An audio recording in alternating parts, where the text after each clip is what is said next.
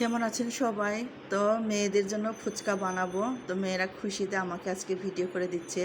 তো অনেকগুলো ফুচকা ভেজে রেখেছি, শসা কেটে রেখেছি ফুচকার জন্য। তারপরে ফুচকার জন্য এইখানে যে অন্যান্য উপকরণ মরিচ, কুচি পেঁয়াজ কুচি, তারপরে ধনেপাতা কুচি করে রেখেছি। আর আমি এখানে ডাল নিয়েছি পুর হিসেবে।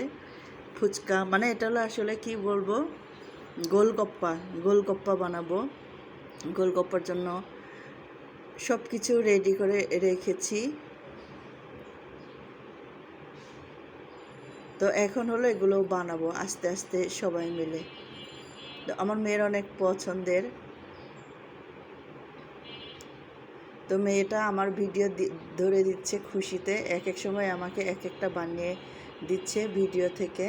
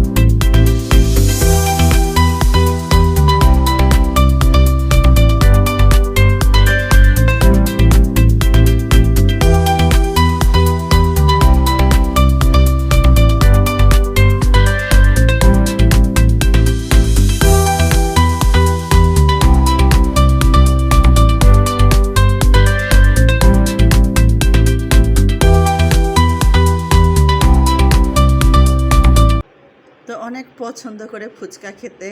তো বেচারি যেটা হয়েছে, দাঁত একটু কম আছে, কিছু দাঁত ওর পোকা পোকা নাকি একটু কালো কালো হয়ে যে একটা ক্যাভিটিস হয়, সেটা দাঁতটাই হয়ে গেছে। আর সামনের দাঁত হলো ভাঙা, পুরোপুরি এখনও ভাঙা দাঁতগুলো ওঠেনি।